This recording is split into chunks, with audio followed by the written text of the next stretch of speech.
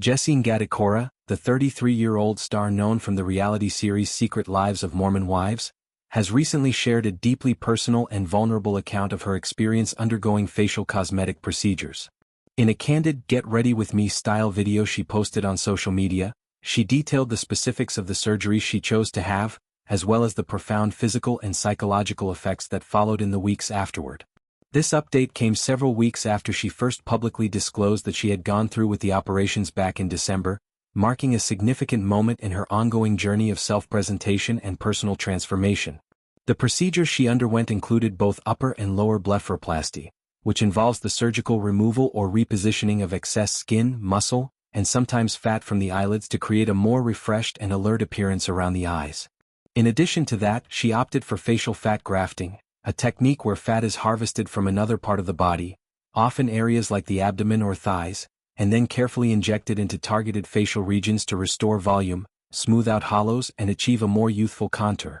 These are relatively common enhancements in the world of cosmetic surgery, particularly among individuals who have experienced changes in their facial structure due to aging, weight fluctuations, or previous treatments. Ngatikaura made it clear that her appearance was far from settled at the time of the video, which was recorded more than 3 weeks after the surgery. She emphasized that substantial swelling was still present, a normal part of the healing timeline for these kinds of interventions. Swelling in facial procedures can persist for weeks or even months, as the body gradually reabsorbs fluids, reduces inflammation, and allows tissues to settle into their new positions. She pointed out quite realistically that there's no facial surgery where you look done in 3 weeks, underscoring a key truth often overlooked in the polished before and after images that circulate online. True results from blepharoplasty and fat grafting typically require patience, with initial dramatic changes giving way to subtler, more natural outcomes over time, often taking several months for the full effect to emerge. The recovery process proved to be far more taxing on her mentally than she had anticipated, even though she had tried to mentally prepare herself for the alterations. Looking in the mirror during those early weeks felt deeply disorienting. The face staring back at her simply did not match the one she had known for most of her life. This mismatch triggered what she described as an intense identity crisis, a period where her sense of self felt shaken and uncertain. Despite her proactive mindset going into the surgery, having researched extensively, consulted professionals, and weighed the pros and cons, she found that the emotional reality hit harder than expected. The brain needs time to recalibrate to visual changes, especially when they involve something as central to personal identity as the face, which plays a huge role in how we recognize ourselves and how others perceive us. Her decision to pursue these enhancements stemmed from very practical and relatable concerns rather than purely aesthetic vanity.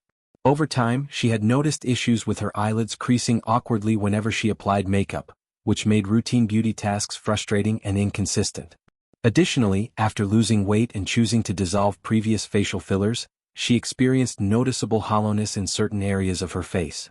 Fillers, while popular for adding volume temporarily, can sometimes lead to uneven results or migration over the years, prompting many people to reverse them and seek more permanent or natural alternatives like fat grafting. For Ngatikaura, these changes were not about chasing an impossible ideal but about addressing functional and confidence-related discomforts that had built up gradually. One particularly difficult aspect of the immediate post-operative period involved the requirement to wear protective goggles almost constantly for the first 2 days following surgery. This precaution, designed to shield the delicate eye area from accidental contact, light, or debris while healing began, left her in a state of temporary visual impairment. Being unable to see clearly for even a short time added layers of vulnerability and frustration to an already overwhelming experience. She reflected on how isolating and helpless that phase felt, as everyday activities became challenging without full vision. She also touched on the terrifying nature of some of the early recovery photos she captured during those initial days. The bruising, extreme swelling, and distorted features that often accompany facial procedures can be shocking to see, even when one knows intellectually what to expect. Despite the fear they evoked, she expressed openness to eventually sharing those images publicly, not to sensationalize the process, but to provide honest context for anyone else considering similar surgeries.